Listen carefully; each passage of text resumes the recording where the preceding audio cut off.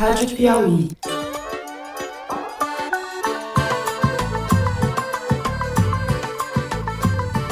Olá, sejam muito bem-vindos ao Foro de Teresina, podcast de política da revista Piauí. A gente tem que ter esse tipo de desgaste. Lembra que eu falei que é difícil ser cidadão no Brasil? É a mesma coisa, é isso que eu tô querendo dizer. Como é que a gente tem que batalhar por não privatizar praias? Eu, Fernando de Barros e Silva, da minha casa em São Paulo, tenho a alegria de conversar com o meu amigo Celso Rocha de Barros no Estúdio Rastro, no Rio de Janeiro. Diga lá, Celso. Olá, Fernando, estamos aí, mais uma sexta-feira. Dessa vez estou sozinho aqui, forever alone. Você investir no sistema público, investir na formação de professores, numa garantia de um bom clima escolar, faz com que as redes tenham bons resultados. Isso a gente vê no Brasil. Mas não sozinho, no programa você não está sozinho. Estamos com Ana Clara Costa, que hoje fala do Estúdio Trampolim aqui em São Paulo. Olá, Ana, bem-vinda. Oi, Fernando. Oi, Celso. Oi, pessoal. Estamos sendo derrotados naquilo que é essencial para a recuperação econômica e para a recomposição das políticas sociais no país. Nós temos muita consciência dessa prioridade. Vamos então, sem mais delongas, aos assuntos da semana. O Senado retomou na semana passada, em audiência pública, a discussão sobre a chamada PEC das praias. E o assunto explodiu a partir da discussão pelas redes sociais, envolvendo de um lado a atriz Luana Piovani e de outro o jogador, acho que ele ainda pode ser chamado assim, Neymar. O atacante entrou nessa história porque anunciou em suas redes uma parceria com uma incorporadora no projeto que ele chama de Caribe Brasileiro. Consiste na construção de imóveis de alto padrão à beira-mar, num trecho de 100 quilômetros de praia, na costa do Nordeste, entre os litorais sul de Pernambuco e norte de Alagoas. A PEC das praias, em tese, facilitaria a consecução desse atentado, vamos chamar assim também, contra o ambiente, em se tratando de Neymar e do bolsonarismo, contra a estética. A PEC é antiga, foi proposta em 2011 e só foi aprovada na Câmara em 2022, último ano do governo Bolsonaro. Agora, no Senado, a mudança constitucional, que abriria a porteira para o Caribe Brasileiro, recebeu parecer favorável do senador Flávio Bolsonaro, na CCJ, Comissão de Constituição e Justiça. É nesse pé em que estamos, o plenário do Senado ainda precisa pautar e votar a coisa. Se aprovada, a PEC revogaria um trecho da Constituição que prevê a propriedade exclusiva da União dos chamados terrenos de marinha. A PEC autorizaria a transferência dessas áreas para estados, municípios e proprietários privados sob determinadas condições. O governo Lula se manifestou contra a mudança, argumentando que ela impactaria diretamente a proteção das áreas costeiras e a forma como essas são ocupadas pela população. A PEC desencadearia a especulação imobiliária, teria impactos ambientais e consequências negativas para as comunidades locais, além de potencialmente dificultar o acesso da população às praias. Em suma, há razões sociais de garantia de acesso democrático a um espaço público, ambientais, de preservação de ecossistemas já vulneráveis e político-estratégicas, de defesa da soberania nacional. Este último ponto talvez seja, nas atuais circunstâncias, o menos urgente, já que os piratas que nos ameaçam não estão em alto mar, mas dentro do país. Nós vamos discutir isso daí. No segundo bloco, a gente vai continuar falando de privatização, mas agora na educação. Sob protestos de estudantes e professores que invadiram a Assembleia Legislativa do Paraná na última segunda-feira, dia 3, foi aprovado por larga margem de votos o projeto de lei que transfere a administração de 204 colégios estaduais para empresas privadas. Isso equivale a cerca de 10% da rede pública do estado. O texto, de autoria do governador Ratinho Júnior, do PSD, do Kassab, chama o projeto de lei de parceiro da escola. As empresas serão escolhidas por licitação e receberão um valor equivalente a R$ 800 por aluno por mês para cuidar da parte administrativa das instituições. O lucro dessas empresas virá do que elas conseguirem economizar pela prestação dos serviços. Em São Paulo e Minas também há projetos caminhando no mesmo sentido. O governador Tarcísio de Freitas anunciou para novembro um leilão para a construção e gestão de 33 escolas estaduais por parte de empresas privadas. O secretário da Educação de São Paulo, Renato Feder, ligado originalmente a João Dória Júnior, foi secretário no Paraná na primeira gestão de Ratinho Júnior e esteve cotado para ser ministro da Educação de Bolsonaro. Trata-se do que podemos chamar de um tarado da privatização. Ele é coautor de um livro chamado Carregando o Elefante, Como se livrar do peso que impede os brasileiros de decolar, no qual defende, entre outras coisas, a privatização de todos os hospitais e postos de saúde do país. Mas quem decolou no caso foi a Multilaser, empresa da qual Feder foi CEO por muitos anos até 2018. No final de dezembro de 22, dias antes de ele assumir o cargo em São Paulo, a Multilaser fechou um contrato de 200 milhões com a Secretaria de Estado da Educação para o fornecimento de notebooks para a rede pública. E assim caminham os negócios da educação que nós vamos discutir. Por fim, no terceiro bloco, a gente fala de mais uma tentativa do governo Lula para reorganizar sua base de apoio depois dos recentes reveses no Congresso. Está claro que a incorporação de nomes de partidos do Centrão ligados a Bolsonaro não bastou para arrumar as coisas. André Fufuca, do PP, Silvio Costa Filho, do Republicanos, e Celso Sabino, do União Brasil, todos ministros, não garantem votos ao governo como se esperava. Cresce entre líderes petistas a avaliação de que algum ministério político precisaria estar nas mãos da tigrada para azeitar o trânsito com o parlamento. Ao mesmo tempo, há um clima de resignação diante das derrotas tidas como certas, quando alguns temas, sobretudo a chamada pauta de costumes, são submetidos ao Congresso. Para minimizar a coisa, o ministro das Relações Institucionais, Alexandre Padilha, argumentou que o governo não está sendo derrotado naquilo que é essencial. É isso o que nós também vamos discutir. Vem com a gente!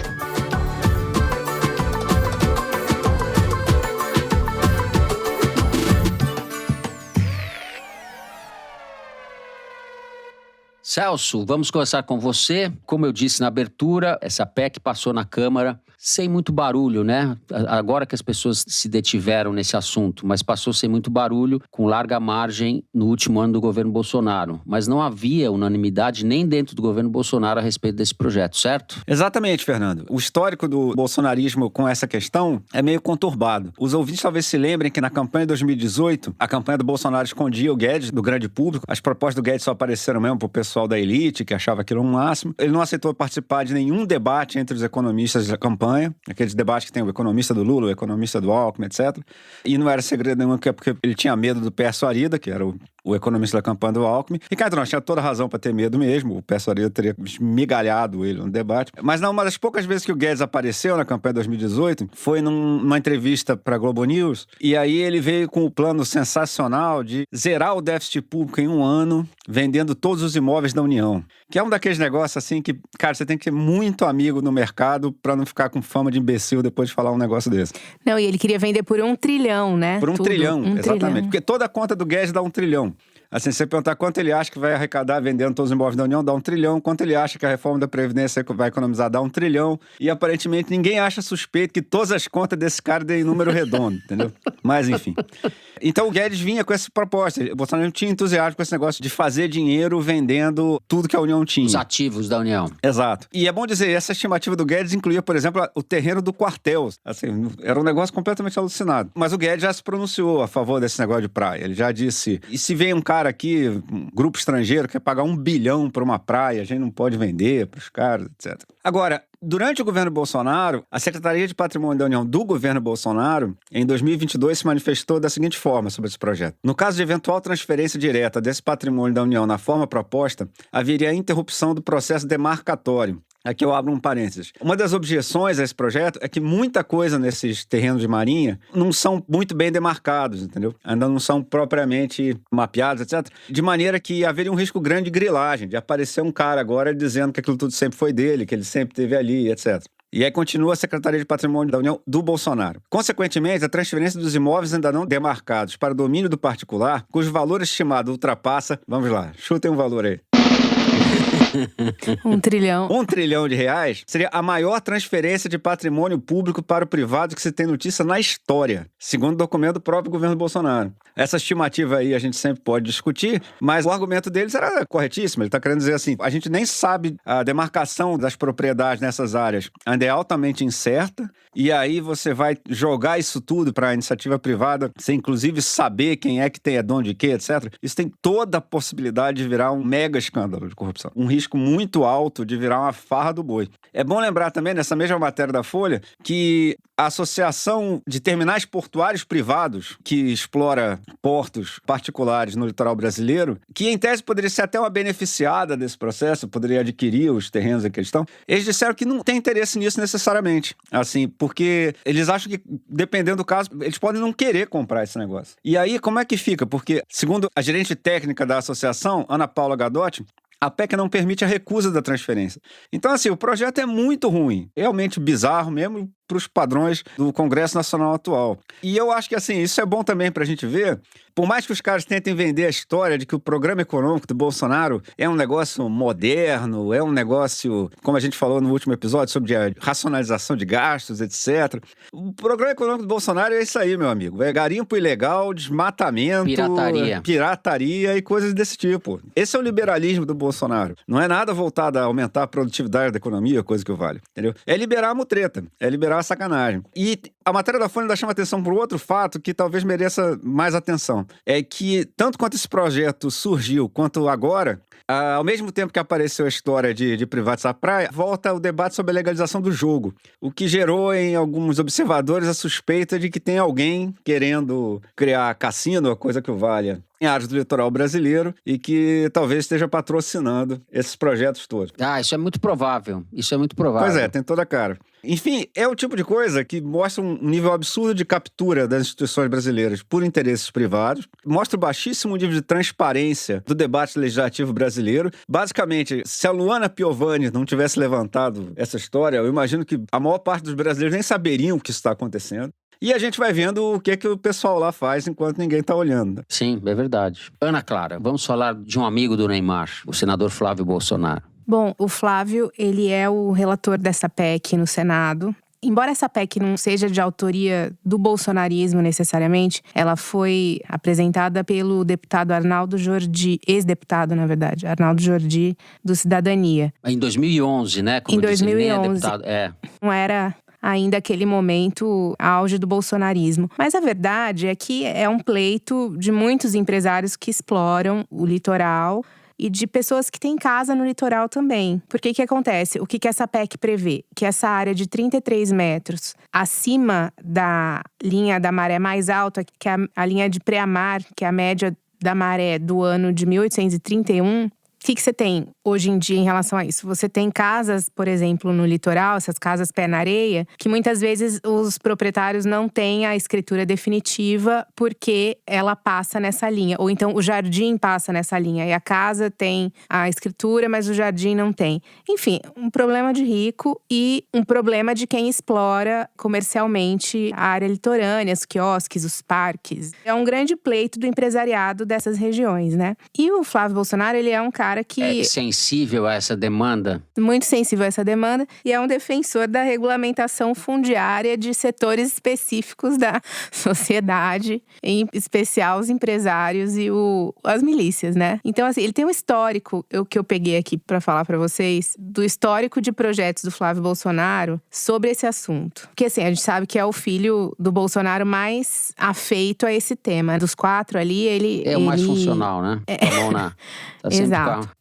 Ele já protocolou uma PEC que extingue a função social do imóvel, tanto do imóvel urbano quanto rural, que está na Constituição. Essa PEC está tramitando aí. Depois ele criou um projeto de lei para regularizar os pequenos loteamentos nas cidades. Então, mais ou menos assim. Vamos supor, o Domingos Brazão vai lá. Um nome fictício, uma coisa assim, hipotética, né? tá? Tô falando uma hipótese É um nome aqui. hipotético, inventamos aqui. No Domingos Brazão, suponhamos que existam sujeitos chamados Domingos Brazão.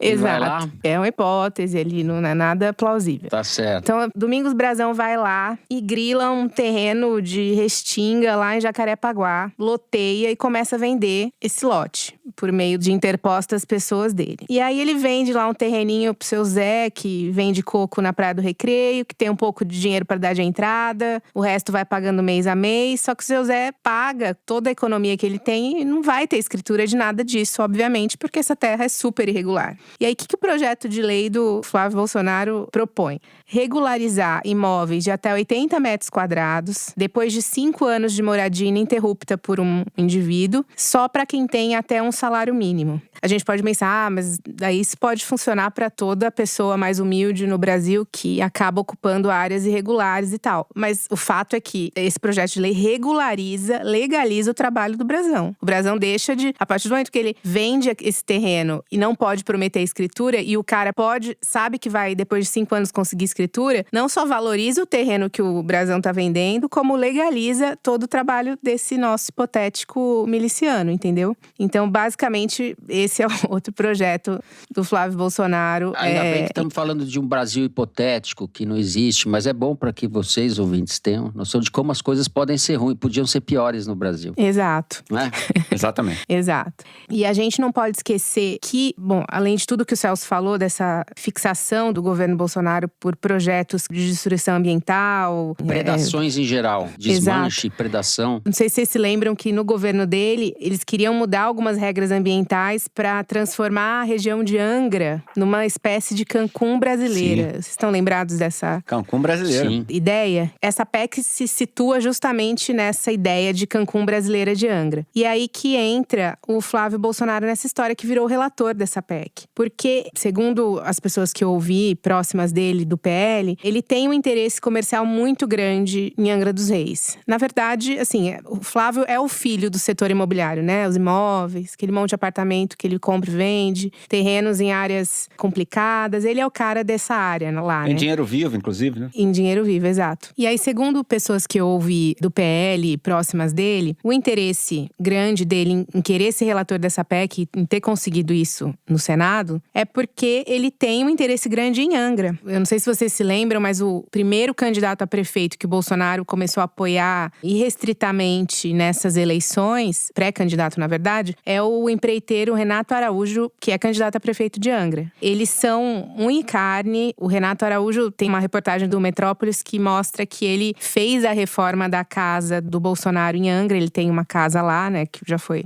tema de várias reportagens. Então, o empreiteiro fez a reforma para ele. Nunca ficou claro se essa reforma foi paga ou não. A reportagem do Metrópolis até questionou. Eles disseram que o Bolsonaro pagou a reforma, mas nunca apresentou nenhuma prova de que tivesse pago. Ele empresta jet ski pro Flávio sair andando de jet ski no dia que tem busca e apreensão na casa de Angra. Bolsonaro começa a fazer campanha para esse Renato Araújo logo em janeiro, ou seja, não estava fazendo campanha para ninguém, já começa a fazer evento em Angra para esse cara. Então, a proximidade deles é muito grande e o interesse comercial nessa região da família Bolsonaro é um interesse que vem de lá atrás, né? Então, nada disso é pelo interesse público. A verdade é essa. A intenção do Flávio, a gente vê no histórico de projetos dele, sempre tem a ver com alguma coisa que esteja ligada a eles. E, assim, por último, praia privada, na verdade, já existe, né, no Brasil. Todos esses condomínios que tem no litoral do país inteiro, na verdade, supostamente a praia estaria liberada para a população, mas você não consegue acessar. Então, assim, já existe a praia privada na prática. Vou citar um exemplo que vira e mexe, está na imprensa, um condomínio de Laranjeiras, no litoral próximo de Paraty, fica no Rio de Janeiro. É um lugar que teve uma guerra fundiária por muitos anos, com populações nativas que foram desalojadas. O Ministério Público entrou para tentar impedir que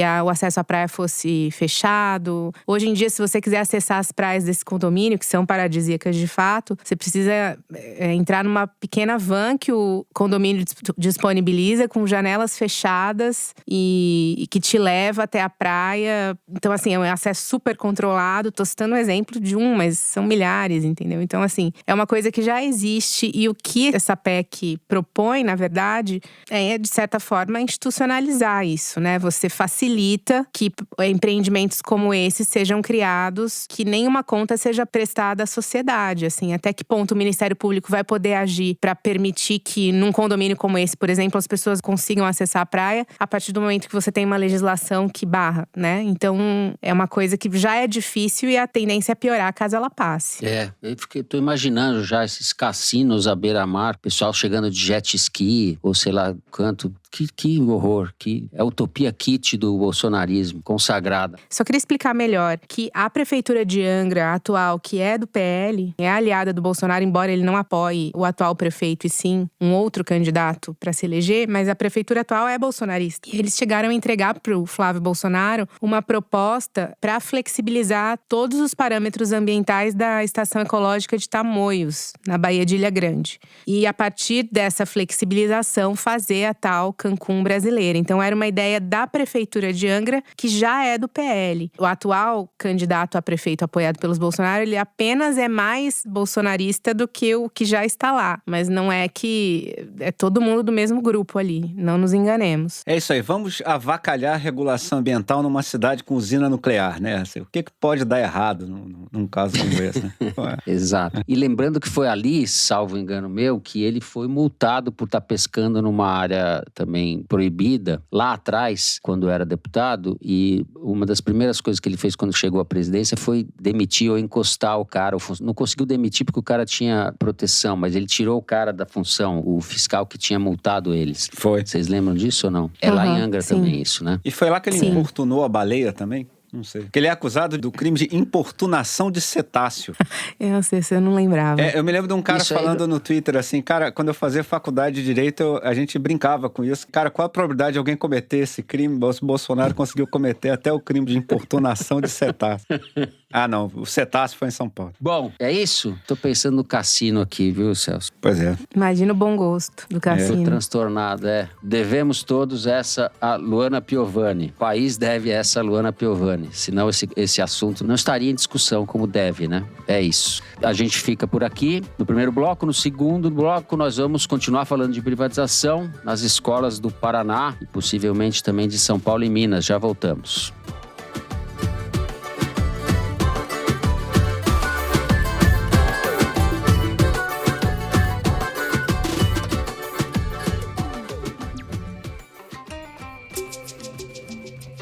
Oi, eu sou a Carol Pires e eu tô aqui para te convidar para ouvir o meu novo podcast Desiguais, uma série de conversas sobre o Brasil.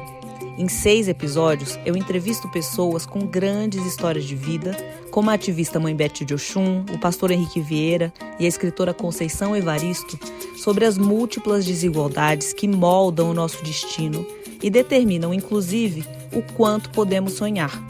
No episódio dessa semana, eu entrevisto a psicóloga Cida Bento, autora do livro Pacto da Branquitude, e a empresária Adriana Barbosa, criadora da Feira Preta.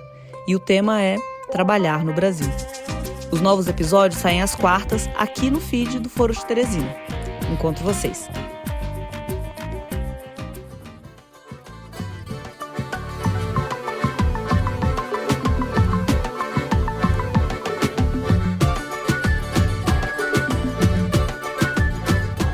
Bem, Ana Clara, vamos começar com você, segundo bloco. Acho que você quer falar algumas coisas do governador, né? Que tem esse sugestivo nome de Ratinho Júnior, como disse o Celso agora no intervalo.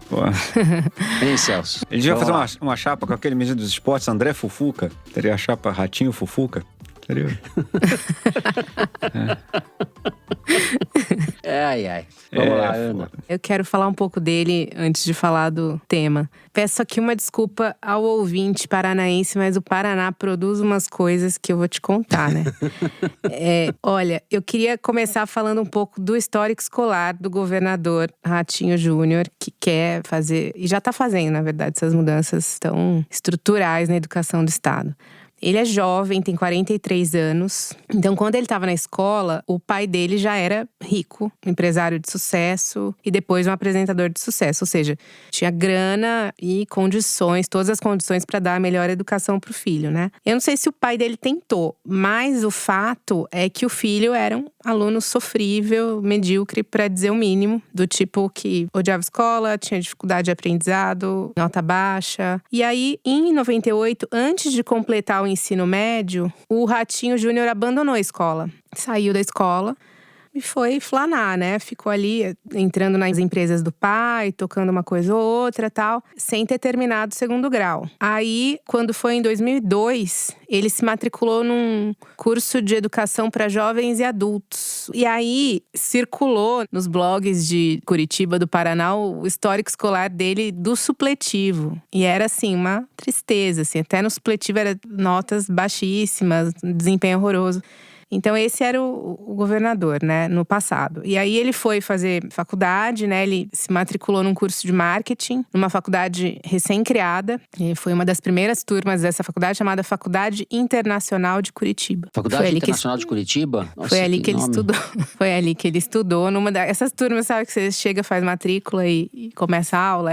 Parece Igreja do Malafaia isso, hein? Parece nome de Igreja do Malafaia, mas vamos lá. Enfim, depois desse currículo aí invejável, ele até foi fazer uma pós-graduação em reforma fiscal, porque daí já era político, né, já era deputado e tal. Então, foi fazer uma pós, tem tudo a ver, né, o marketing na Faculdade Internacional de Curitiba e depois uma pós em reforma fiscal, mas vão vendo, né. Então, assim, eu tô fazendo esse histórico porque eu acho importante descrever a relação que o governador tem com a educação, considerando a própria história dele, né, nesse setor, como aluno, que eu acho que é fundamental. A tua relação com a educação, ela acaba definindo muitas coisas na sua vida, né? E aí, trazendo um pouco para o que está acontecendo agora, a gente sabe que os professores, de uma forma geral, são uma classe muito aguerrida no Brasil e sofrem vários problemas com a precarização da educação, os salários e tudo mais. E no Paraná, isso não foi diferente. É uma classe que sempre militou muito por melhoras, sempre brigou muito com os governos estaduais, sobretudo o governo Beto Richa, que antecedeu o Ratinho. E então, assim, sempre houve essa relação tensa ali entre a classe dos professores e o governo do estado. Quando o Ratinho Júnior ganha a eleição em 2018, ele já tinha um secretário de educação em mente, que era o Renato Feder, que o Fernando bem apresentou ele aqui no início do programa e que estava se colocando ali para jogo para quem quisesse contratá-lo, né? E naquela época, e isso está no perfil do Renato Feder, que a Piauí publicou no ano passado, o Zema, governador de Minas, queria o Renato Feder como secretário da educação também. Então o Ratinho Júnior e o Zema disputaram o cara. E o Ratinho Júnior levou a melhor, conseguiu contratar ele, colocar ele como secretário a partir de 2019. E é um cara, como o Fernando falou, próximo do Dória, mas também se aproximou, buscou uma aproximação com o Jorge Paulo Lemann, o pessoal lá da Fundação Lemann e tal. E também não é um cara de origem na educação, né? Ele é um empresário, foi CEO, administrador de empresa e tal. E aí, quando ele começou implementando uma série de mudanças que determinavam o uso de plataformas digitais de ensino para as escolas do estado, que incluía até o absurdo de a leitura do livro, se o aluno lê um livro, tinha que ser no computador para a plataforma poder mensurar que ele estava lendo o livro. Então você não podia mais ir na biblioteca e pegar um livro e ler, porque isso não valia, porque o computador, a plataforma não podia contabilizar. Então era esse nível. Ele tentou até abrir mão do livro didático, mas não conseguiu. Mas o fato é que essas plataformas passaram a ser a base do programa educacional desse secretário. E isso se aprofundou ainda mais na pandemia. Bom, não por acaso a empresa dele, essa tal Multilaser, é uma empresa que justamente vende notebooks. O contrato de 200 milhões para o governo de São Paulo é venda de notebook, 97 mil notebooks. Bom, os professores, eles passaram a ter metas de uso dessas plataformas, que hoje são 11. Há 11 plataformas na educação. Um professor precisa usar essas 11 plataformas. Eu entrevistei um professor que pediu off porque tem medo de retaliação e ele me citou um cenário meio bizarro, assim. Existe uma meta de interação dos alunos com cada plataforma. Precisa cumprir isso em aula. O aluno precisa interagir X vezes com uma determinada plataforma durante a aula. Então o professor, na verdade, em vez de dar aula, ele fica naquela tensão de que será que todos os alunos estão interagindo com a plataforma? Porque se ele não cumprir essa meta de interação, ele recebe uma notificação da escola de que ele não cumpriu a meta dele, e isso pode impactar na avaliação dele, no seu próprio emprego. Então ele me disse que é uma situação muito bizarra em que você não consegue dar aula porque as metas de interação são mais importantes do que você entender se o aluno está aprendendo ou não. E outro problema é que nem todos todas as salas de aula do estado têm computadores suficientes para cada aluno. A maioria não tem. Então, assim, é um desastre. Fica 3 alunos por computador tentando cumprir as metas de interação. Enfim, e o ensino vai para sei lá onde, entendeu? Então, ele disse que, assim, é um cenário desolador em que há uma plena convicção que tudo que é tecnológico é melhor, de que essas plataformas por si já ensinam os alunos. Os alunos não têm como, muitas vezes, continuar o uso da plataforma em casa. Então, o negócio é interrompido, porque também não tem a internet suficiente, não tem computador em casa. Então, assim, o relato desse professor me deixou, assim, meio chocada. O uso dessas plataformas está dentro de uma política de ensino que o FEDER tem como meta agora em São Paulo e tinha como meta no Paraná, de aumento do IDEB, que é o Índice de Desenvolvimento da Educação Básica. Então, toda essa política foi criada para aumentar o IDEB do estado, que estava em 7º lugar quando o Ratinho Júnior assumiu. E aí, quando você padroniza a educação com os aplicativos, o que aconteceu automaticamente foi a redução do número de provas por período. São pouquíssimas provas. Eles implementaram a aprovação automática dos alunos, passaram a desconsiderar a evasão escolar dos alunos. E, ao não contabilizar tudo isso, e o foco das aulas passando a ser mais em português e matemática, que são as disciplinas que são medidas no IDEB, eles de fato conseguiram aumentar o IDEB do Paraná para 1º lugar do Brasil em 2023. Só que muita gente critica dizendo que foi um aumento manipulado, porque eles acabaram eliminando critérios que prejudicariam a nota do IDEB e conseguiram, com isso, aumentar o IDEB. Aí entra a faculdade de marketing do Ratinho. É uma operação de marketing, justamente. Pois é. Agora, nesse período, também aconteceu uma coisa importante, que durante a pandemia foi aprovada uma lei na Assembleia Legislativa do Paraná que estabelecia a escola como serviço essencial. E isso significava que professor não podia fazer greve durante a pandemia. Essa lei se manteve quando a pandemia acabou. E nesse meio tempo, o FEDER acabou escolhendo 2 escolas modelo para testar esse modelo de privatização da administração. Então, isso já está acontecendo em algumas escolas. E começou, enfim, a colocar nessas escolas os parâmetros que seriam aplicados no estado todo. Então, tudo isso aconteceu nesse período. E aí, nesse modelo de escola piloto, eles já passaram a receber os R$800 por aluno que o Fernando mencionou no início do programa. Ou seja, numa escola de 400 alunos, essa gestora passou a receber R$320 mil, que é uma grana que, se tivesse sido aplicada à escola, talvez tivesse sido melhor aproveitada, não sabemos. E aí, a gente chega em 2024 e esse projeto de privatização de pelo menos 200 escolas no estado, e além delas, mais 300 escolas cívico-militares, que a gente já falou no programa passado aqui, em que um policial militar faz a gestão da administração. Esse projeto foi aprovado, assim, meio em tapetão nesses últimos dias. O governador manobrou ali para passar de qualquer jeito, num período em que os professores tinham anunciado greve. E aí volta para aquela regra que foi aprovada na pandemia de que a escola era um serviço essencial. E aí o governador, assim, falou para os professores: vocês não façam greve porque isso é ilegal hoje, vocês não podem fazer greve. Eles entraram em greve, mesmo assim. E aí o governador nem quis, já que tinha lei, ele nem quis sentar para negociar, entendeu? Ele fez um movimento ali que a gente entende quando a gente se lembra da relação dele com a escola. Ele mandou prender professor grevista, ele elevou a multa para R$100 mil por dia de greve para o sindicato dos professores do estado. E em R$10 mil por dia para presidente do sindicato na pessoa física. Como a greve continuou, na terça-feira dessa semana, a Procuradoria do Estado pediu a prisão de grevistas. Ele não quer negociar absolutamente nada, inclusive as ausências por causa da greve, ele quer que seja contabilizada como falta. Nem a ausência ele quer abonar, na verdade. Então, é uma situação que nem em São Paulo, que teve brigas temerárias ali entre governo do estado e professores, isso aconteceu. E para finalizar o cenário que é desolador, essas gestoras, elas vão receber recursos do Fundeb, que é o fundo de dinheiro público que vai ser repassado ao setor privado, e é o setor privado que vai fazer a gestão desse dinheiro e aplicar ele da forma que ele acha mais conveniente dentro de uma escola, que é uma coisa também inédita, que a gente não sabe o impacto que isso pode ter. E no fim das contas, na verdade, é uma terceirização, né? Uma quarteirização. Porque, na verdade, o Estado vai criar uma outra empresa para fazer a gestão das gestoras. Vai ser dreno para drenar dinheiro ali, não vai faltar, entendeu? Isso que a Ana falou sobre educação, de abandonar livro didático, etc. Vale lembrar que a Suécia, que é meio que a nave-mãe da social-democracia internacional, né? Eles vinham fazendo experiência de digitalizar a educação. Estavam tentando tornar a educação totalmente digital e voltaram atrás.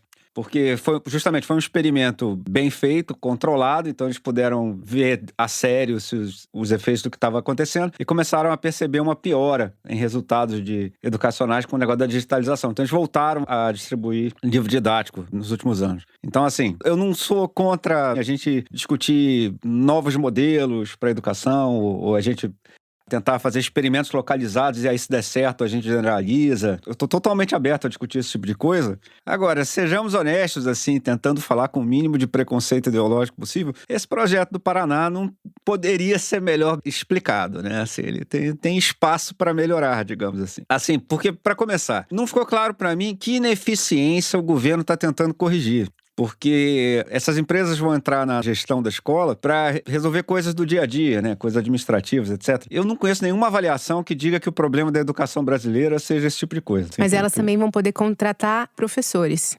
Pois é, os substitutos, eu acho, não é? Uma coisa assim? Sim. Pois Sim. então assim, fica uma certa impressão de que, na verdade, é meio que uma mutreta para contratar professor ou fazer compras para a escola por fora do que é a lei para a atuação do governo, né? Nessas escolas teste, que eles já implementaram esse modelo, todos os professores concursados saíram porque foram massacrados. Então, todos os professores que estão dando aula hoje são contratados pela gestora da administração. Então já está explicado aquilo que eu queria que você explicasse, tá certo. Era mutreta mesmo. E basicamente é uma tentativa de não cumprir a legislação sobre como deve ser organizada uma escola pública. Porque olha só, já teve ao redor do mundo várias experiências de utilizar a iniciativa privada na gestão de escola pública de uma maneira, inclusive, mais ambiciosa, como as charter schools ou os esquemas de voucher que existem, foram experimentados em vários países. Voucher é como se fosse um vale-escola, uma grana que você vai poder usar para se matricular numa escola, entendeu? E aí você escolhe a escola que você vai, dependendo do país, o custo integral da educação, ou então é uma parte e o resto a família cobre, enfim. Mas aí a ideia é justamente você trazer a iniciativa privada para em alguma escola ou algum setor experimentar uma nova maneira de conduzir o processo educacional, você vê se dá certo. E isso já foi tentado de várias maneiras em países, inclusive de governos com orientação ideológica diferente, mas até hoje, pelo menos, os resultados não indicam nenhum grande resultado, assim, nem para melhor nem para pior. Nesses esquemas de facilitação do acesso ao ensino superior do governo Lula, quando o Haddad era ministro, aqueles ProUnis, aquelas coisas, tem semelhanças com isso. Enfim, o governo vai pagar a sua educação, mas você vai procurar ela por aí, pelas universidades particulares, etc. E esses sistemas todos, pelo menos até hoje, não geraram, assim, a melhoria que se esperava que eles gerassem, entendeu? Você teve um estudo da Todos pela Educação, que, aliás, é uma organização que é muito criticada pela esquerda, de vez em quando, acusada de querer implantar uma lógica empresarial na educação, etc. Mas é interessante, eles fizeram um estudo que mostrou justamente isso. Eles pegaram todos os estudos comparativos dessas experiências de escolas com participação da iniciativa privada, muito mais profunda, inclusive, do que no Paraná está fazendo, e chegaram à conclusão que os dados mostram é que não faz uma diferença muito grande, não fez o efeito que se esperava. Pode ter um efeito positivo em algum pequeno grupo, negativo em outro pequeno, mas claramente não é a solução para você revolucionar o ensino, nem nada disso. E a proposta do Paraná, volto a dizer, é muito mais tosca do que isso. Parece claramente uma tentativa exclusivamente de não cumprir o que a legislação estabelece para o que uma escola pública deve ser. Se você acha que o que a legislação estabelece está errado, se você acha que o que a legislação estabelece cria ineficiências, você tem que ir para o debate público e argumentar pela mudança dessa legislação. E argumentar que tem regras atualmente gerindo a educação pública que são ineficientes, que dão errado, etc. Isso seria totalmente legítimo. Então, assim, por exemplo, se o Ratinho Júnior acha que já identificou alguma coisa que dá errado na gestão das escolas públicas e que seria mais fácil e mais bem feito com outro regulamento, que seria estabelecido para uma empresa privada, ele poderia tentar implementar isso nas escolas públicas. Entendeu? Se ele acha que tem alguma coisa que pode ser melhorada na regulamentação das escolas públicas. Mas do jeito que ele está fazendo, tem toda a cara de ser só uma treta, de ser só um negócio feito que, inclusive, se você for um defensor da privatização, você devia ficar preocupado com isso, porque são essas coisas que desmoralizam também a privatização. Que é um negócio feito nas coxas e sem, aparentemente, um planejamento estratégico. A impressão que dá... Sem compromisso, né, com a finalidade do exatamente, negócio que é exatamente, educar é as isso. pessoas. E assim, é o que eu digo. Novamente, tentando ter o mínimo de preconceito ideológico aqui, falando só com base nas evidências, etc. É muito difícil achar alguma coisa aqui, nesse projeto, que pareça um plano plano, entendeu? Que pareça uma estratégia com o objetivo de entregar resultados concretos na educação das crianças paranaenses. O que me parece é uma evidente tentativa de quebrar o sindicato dos professores e um relacionamento com as empresas que eu acho que vai ter que ser muito bem acompanhado pelas autoridades. Quando o sujeito diz que o setor privado é mais eficiente que o setor público, em geral o que o cara está dizendo é que o mercado estabelece incentivos mais bem alinhados com o interesse público do que o setor estatal. Dependendo do caso, vai ser verdade ou não. Nesse caso aqui específico, eu realmente não estou vendo aqui um desenho de programa que me mostra onde é que os interesses dessas empresas são tão bem alinhados assim com o que devia ser os objetivos da educação pública. Então, voltando ao que eu disse no começo, tem muita coisa aqui que, na melhor das hipóteses, está mal explicado e que, abandonando um pouco aqui a minha tentativa de isenção, parece ruim. Sem nenhum dos estudos, os mecanismos de acompanhamento, etc., que parece acompanhar essas experiências internacionais, que, volto a dizer, também não produziram resultados, assim, excepcionalmente impressionantes. Embora, volte a dizer, se você tiver uma boa ideia para melhorar como a regulamentação das escolas públicas, apresenta no debate, vamos discutir. Todo mundo é a favor disso. Agora, o que você não pode chegar aqui é jogar pra gente que você vai botar uma empresa particular aí que isso automaticamente vai fazer a eficiência da escola melhorar. Isso não tem base, inclusive, nem na teoria econômica mais ortodoxa que seja. Sim, e o fato de esse Renato Feder ser disputado por esses governos, né, já é muito suspeito também para mim. Não, e lembrando, Fernando, que ele não foi ministro da Educação do Bolsonaro porque o Bolsonaro não quis, não porque ele não quis. Porque quando o Weintraub saiu, ele era um dos nomes, só que os bolsonaristas dinamitaram ali a indicação dele pela proximidade dele com Dória e com Jorge Paulo Lemann, que os bolsonaristas consideravam um esquerdista perigoso. E ele escreveu esse livro meados da década passada, se eu não me engano, 2014. O livro que eu mencionei, no qual ele defendia a privatização de todos os hospitais, né? Eu imagino como teria sido a pandemia sem o SUS. E assim, dá a impressão de que isso é um cara que estudou o assunto. Ele parou, observou os gargalos da saúde pública brasileira, chegou à conclusão. Não, né, cara? Assim, não dá a impressão de ser um negócio puramente ideológico. Agora, é bom deixar claro uma coisa. Nem tudo é má notícia, né? A gente teve uma experiência muito bem sucedida em educação pública no Brasil nas últimas décadas, que foi o Ceará, né? Assim, aquela experimento de Sobral, que depois foi generalizado pelo Estado. E hoje, alguns estados já começam a tentar implementar o sistema cearense. E o governo federal vem articulando um movimento para generalizar os mecanismos principais dessa experiência pelos estados brasileiros. Então, assim, isso é bom lembrar. A Isolda Sela, que, aliás, até saiu do governo agora, provavelmente para ser candidata a alguma coisa. Para ser candidata a prefeita de Sobral. Exato. Mas, enfim, ela foi uma das grandes idealizadoras desse projeto, né? Eu acho que não precisa de nada disso aqui que o Ratinho Júnior está fazendo. Eu acho que se a gente conseguisse generalizar essa experiência já testada, que já produziu resultado no Ceará, isso já seria um salto gigantesco para a educação brasileira. Isso não é um negócio que exige muito mais grana, que exige uma mudança brutal do sistema, que exige mecanismos não testados, entendeu? Assim, isso já foi testado já por muitos anos, os resultados foram bons. E é sempre bom lembrar, o Ceará é interessante porque o Ceará é um estado muito pobre. Então, assim, se o Ceará conseguiu ter resultados tão melhores que os outros estados brasileiros na educação pública com essas mudanças, tudo dá a impressão de ser um experimento natural que devia inspirar os governos de agora em diante. Com isso, a gente encerra o segundo bloco do programa. Vamos para um rápido intervalo e no terceiro bloco nós vamos falar das agruras do governo Lula no Congresso. Já voltamos.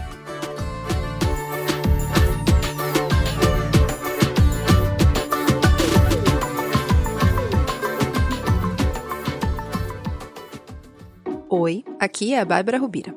E eu tô aqui pra te contar que o episódio dessa semana do Rádio Novela Apresenta tá em chamas. E não é porque a gente já entrou cedo no clima junino, mas a gente vai falar de fogueiras.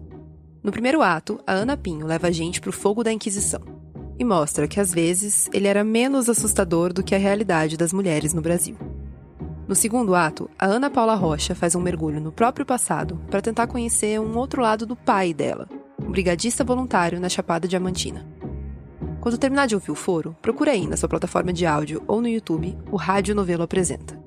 Toda quinta-feira tem episódio novo, com histórias que você nem sabia que precisava ouvir.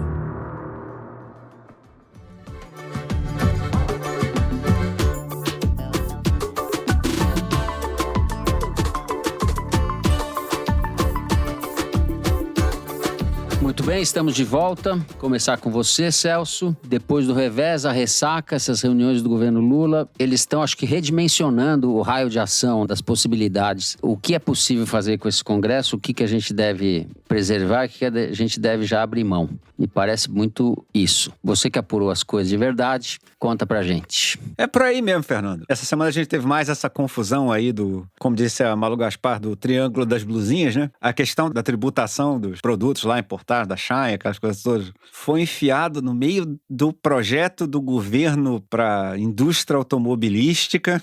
E aí virou bagunça por causa da eleição para prefeito de Maceió, porque o relator do projeto quer ser vice-prefeito de Maceió, o Arthur Lira não quer que ele seja, o Arthur Lira tinha feito o acordo com o governo para aprovar esse projeto das blusinhas junto com a política lá de automotiva, etc. E, enfim, virou bagunça, no final eles conseguiram aprovar lá a taxação. É uma briga da Câmara com o Senado, né? Não, então, dessa vez parece que a confusão foi que o relator do projeto lá do Mover, né? Que era o projeto automobilístico. No Senado, o relator no Senado. O relator no Senado. Esse projeto Mover tinha um jabuti, tinha aquelas medidas nada a ver que enfiam no meio, que era a taxação das brusinhas. E aí teve acordo do Lula com o Arthur Lira para aprovar isso aí, mas aí tem a briga do relator com o Arthur Lira, por causa da eleição para prefeito de Maceió, e aí começou aquela confusão que ocupou boa parte da nossa semana. Mas isso foi só uma ilustração de como tá confusa, né? Como tá difícil a vida do governo no Congresso. Bom, aí o Lula reuniu lá os seus ministros para discutir o que eles podem fazer com relação a isso. A primeira coisa é isso que você disse. Já desisti mais ou menos de saída, de pauta comportamental, pauta de segurança. Não é só uma questão do bolsonarismo, é uma questão das redes sociais, uma questão de qualquer coisa que, se os deputados forem vítima de vídeo contra eles em rede social, eles dão para trás, entendeu? Mesmo os deputados da base do governo. Então, nessas pautas todas, o governo já decidiu que não vai tentar nada nesse mandato, mas mesmo nesse aspecto, ainda tem a questão do que ele vai fazer para se defender nessas pautas, né? Assim, para pelo menos evitar que o Congresso tome a iniciativa de retroceder nesses assuntos. Então, no caso, a esperança maior seria evitar que esses assuntos sejam colocados em pauta, né? Sejam colocados em votação. Porque se forem colocados em votação, a própria base do governo no Congresso, que é formada essencialmente por partidos de direita também, né? De centro-direita, digamos assim, já disse que não vai bancar, que não vai acompanhar o governo. O que, de fato, está em jogo aqui é a possibilidade de um rearranjo de ministérios. Assim, em geral, quando você tem uma relação ruim com o Congresso, o que você precisa fazer é redistribuir ministérios de maneira a contemplar a gente que, de fato, vai votar a seu favor nos projetos do seu interesse. O governo quer evitar isso antes da eleição municipal. Há uma grande expectativa de que vai acontecer uma reforma ministerial depois da eleição municipal. O governo gostaria de esperar a eleição municipal para ver qual vai ser a correlação de forças que ele vai ter que enfrentar e aí montar um ministério de acordo com essa correlação de forças. E aí o plano do governo é mais ou menos sobreviver até a eleição municipal sem maiores desastres, assim, sem conseguir fazer nada de muito excepcional no Congresso, tocando essas pautas econômicas dentro, que são os assuntos em que há algumas possibilidades de aprovação, e tentando manter esse equilíbrio instável até a eleição municipal. É mais ou menos certeza que depois da eleição municipal vai ter reforma ministerial. E eu, pessoalmente, sinto-me tentado a garantir ao ouvinte que o ministério vai piorar. Eu acho pouco provável que os parlamentares lá que estiverem negociando com o governo vão indicar quadros de altíssima qualidade para substituir os ministros atuais. Muito pouco provável que caiam os ministros que tiveram pior desempenho. Vão cair os ministros com piores padrinhos no Congresso, com menor capacidade de gerar voto a favor do governo dentro do Congresso Nacional. Novamente, o medo é no Ministério da Saúde, né, onde o PP do Arthur Lira já vem ocupando espaço ali há vários governos e gostaria de voltar, de derrubar a atual ministra da Saúde, a Anísia Trindade, e colocar gente deles lá. Eu gostaria de que a gente voltasse à época quando o Ministério da Saúde era mais ou menos blindado dessas negociações, né? Começou com o Fernando Henrique, quando ele botou o Serra lá para ser ministro da Saúde, e o Serra foi um excelente ministro da Saúde, mas isso acabou. Aparentemente, o Ministério da Saúde não é mais tão blindado quanto já foi. Tem uma outra questão, voltou à pauta, que é se o governo deveria substituir os seus negociadores no Congresso. Atualmente, o principal articulador do governo é o Alexandre Padilha, e o Padilha já foi ofendido publicamente pelo Arthur Lira, o que não é bom. O Lula teve que defender o Padilha, dizendo que manteria o Padilha só por teimosia, porque o Lula também não pode deixar o Arthur Lira demitir o ministro dele, enfim, na televisão. Do dia. Exato. Então, não dava para demitir o Padilha de qualquer jeito. Agora, é bom lembrar que parte dessa tensão Padilha e Lira é porque o Padilha é da área de saúde, e o principal interesse do Lira, nessas reorganizações de ministério é pegar, de preferência, o Ministério da Saúde, ou então, pelo menos, as principais fundações, os principais organismos do Ministério da Saúde para controle do partido dele. Para fazer o quê? Enfim, só vendo. Mas o que tem crescido é a ideia de que o governo deveria indicar um articulador político no Congresso que não fosse do PT. Que o Congresso devia abrir, dentro do núcleo duro do governo, aquele pessoal que realmente se reúne com o Lula toda hora, etc., espaço para gente de fora do PT. Entendeu? Eu acho que isso vai acontecer. Eu acho que isso não aconteceu ainda porque ainda não apareceu um nome que, caso seja nomeado, entregue o que o governo gostaria. Entregue uma comunicação melhor com o Centrão, etc. Mas a tendência é que alguma coisa, pelo menos alguns cargos desse muito próximos ao Lula, haja uma substituição de petistas por não petistas. O que faz um certo sentido. Uma das críticas ao Padilha é que ele promete coisas para os deputados que depois ele não entrega. Aqui é difícil saber se a culpa é do Padilha, que não entrega o que prometeu, ou se a culpa é do governo, que não honra as promessas do seu articulador político no Congresso. É possível que seja um pouco de cada coisa. A vantagem do Lula entrar diretamente é porque o Lula não tem desculpa nenhuma para não entregar. Assim, se o Lula prometer para você um cargo, uma política pública, ou seja, que o valha, ou ele entrega, ou então você sabe que ele não entregou porque não quis. E o Lula, inclusive, não gostaria de fazer esse papel mais. Assim. Mas há uma forte pressão do governo para fazer isso. Mudando um pouco de assunto, mas o Lula teve que fazer uma intervenção aqui em São Paulo para que o PT se enquadre na candidatura do Boulos. Exatamente. Né? Na campanha do Boulos. Que é o tipo de coisa que ele não estava mais com vontade de fazer, mas teve que fazer. Agora, um pessoal que eu conheço que entende de Congresso, com quem eu conversei, vem lembrando o seguinte, a situação do governo é muito difícil de qualquer jeito, mesmo se o governo fosse 100% hábil, a situação seria muito difícil. O Congresso é muito conservador, você tem esse novo fenômeno das redes sociais que incentiva populismo penal, essas coisas todas. Você tem eleição esse ano. Tem uma coisa que eu acho que é meio subestimada nas análises, que é assim, com a saída do Bolsonaro de cena, abre-se o lugar para ser o partido que vai indicar o presidencial de direita, está aberto. E tem muita gente no Centrão meio em crise de identidade para saber se continua sendo o cara que só vende apoio para quem ganhar a presidência, ou se vai tentar indicar um candidato à presidência. Por exemplo, o PP do Arthur Lira mesmo. É um partido muito grande, com muito fundo partidário. Será que o PP não vai querer indicar um candidato a presidente? Porque se for para indicar, tem que namorar essas pautas de direita mesmo. Então, esse meio do caminho atual do Centrão entre ser fisiológico e ideológico é uma tempestade perfeita para o governo, é muito ruim. Agora, é evidente que tem casos em que o governo não fez tudo certo. Nessa questão mesmo do Triângulo das Brusinhas, o Lula tinha dado a entender que vetaria a taxação, apesar do Haddad ter dito que era a favor. Então, se você é um aliado do governo, você fala, eu vou votar esse negócio aqui totalmente impopular para depois o Lula vetar. Enfim, afinal, o governo quer que eu faça o quê? Quem é que está falando pelo governo aqui, entendeu? Assim, o que eu faço aqui que eu tô cumprindo com o meu acordo com o governo? E assim, isso é inaceitável, né? Aí já não é culpa do aliado do governo no Congresso, aí já é culpa do governo que não conseguiu fechar um discurso consistente. E os críticos apontam que esse não foi o primeiro assunto em que isso aconteceu. Eu tenho a impressão de que a solução de médio prazo vai ser o governo se tornar ainda menos definido ideologicamente. Eu acho que ele vai ter que botar ainda mais ministérios do Centrão, frustrar ainda mais os eleitores mais progressistas que elegeram o Lula. Dá um passo a mais no perfil que o Zé Dirceu caracterizou como um governo de centro-direita. Eu acho que a perspectiva está apontando para essa direção. A não sei que haja uma grande surpresa na eleição para prefeito, ou enfim, a economia ajude muito. Ana Clara. Bom, eu só quero aqui usar esse espaço para passar pano para o governo nessa história da taxação das compras internacionais, porque eu acho que aí, além da articulação política, você tem momentos em que nem com tudo acertado e tudo acordado as coisas funcionam. Eu acho que esse caso foi um deles. Super impopular esse jabuti, né? E o governo entubou, o Haddad entubou, aprovaram esse jabuti junto com o projeto Mover na Câmara. Tinha acordo para subir para o Senado e ser aprovado no Senado e ser sancionado em breve, porque já estava tudo certo. Esse senador, Rodrigo Cunha, que tem interesses eleitorais em Alagoas, não conversou com o governo, não conversou com ninguém. Ele, assim, obviamente, conversou com os aliados dele ali, que também tem esse interesse específico em ferrar o Arthur Lira, e tirou esse jabuti do projeto do Senado. E aí, o que acontece nesse caso? Eles reinseriram o jabuti no projeto do Senado, só que agora o projeto vai ter que voltar para a Câmara. E aí, todo o projeto da indústria automotiva, que já estava todo costurado, todo todo acordado, demorou semanas para esse negócio desenrolar, foi para votação, saiu.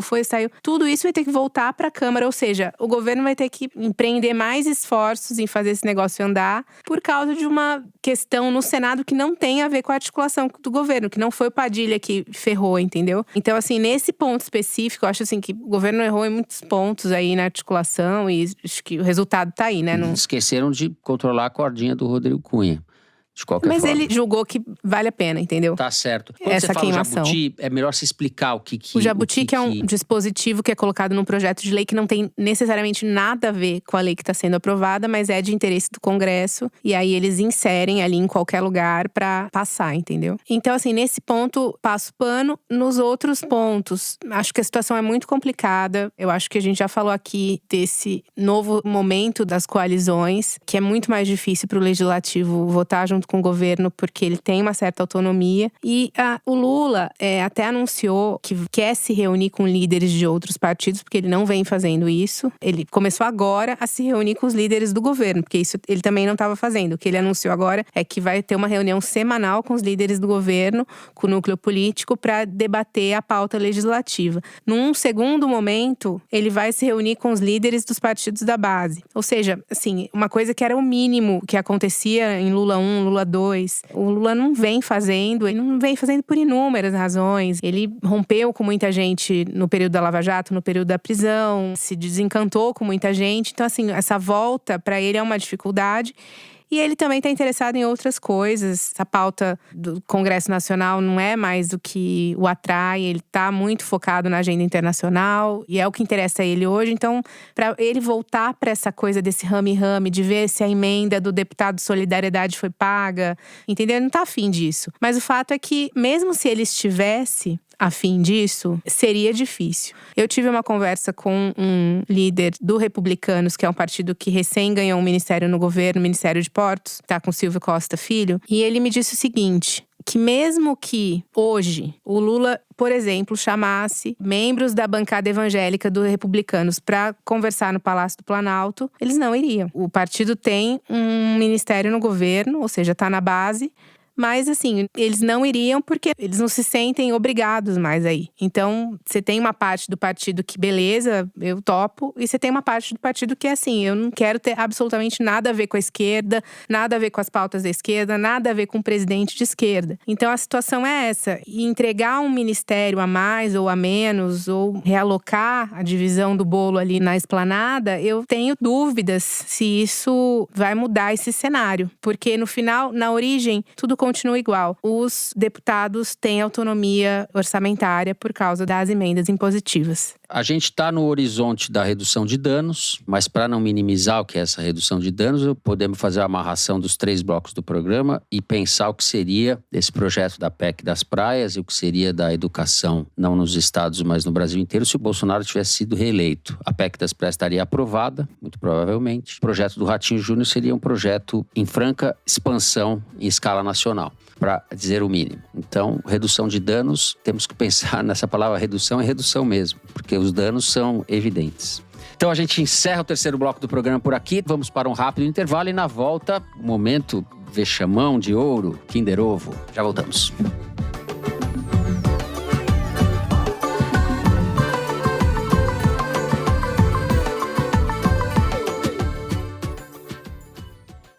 Festival Sesc de Música de Câmara. Entre 6 e 16 de junho, artistas nacionais e internacionais apresentam a diversidade da música de câmara. Concertos e atividades formativas em unidades do Sesc na capital e interior. Festival Sesc de Música de Câmara. Confira a programação em sescsp.org.br/música de câmara. Realização Sesc São Paulo. Muito bem, estamos de volta. Vamos direto sem lero-lero, Mari. Pode soltar. O presidente Lula foi na festa Alckmin. do Boi. Boa. Aí para ele a meia. Eu trouxe 2. O senhor põe mas isso é impossível, né? E o outro é o caprichoso. Desculpa, eu falei muito rápido. A Janja pôs. Não, mas tá certo. O Chuchu, nosso querido Chuchu, é esquerda festiva. O Alckmin é esquerda festiva. Exato. Meias coloridas. Tô até envergonhado de ganhar esse. Nossa, não. Vamos de novo, companheiro Alckmin. Não. De longe fica ainda mais difícil. Mas em primeiro lugar tá o ninguém, provavelmente, né? Ninguém é. O meu caso de amor com o Alckmin é antigo, esse jeitinho dele. Ai. Bom, depois do Kinder Ovo Fashion, com as meias do Alckmin, vamos para o melhor momento do programa, aquele de vocês. Eu vou começar então, Correio Elegante.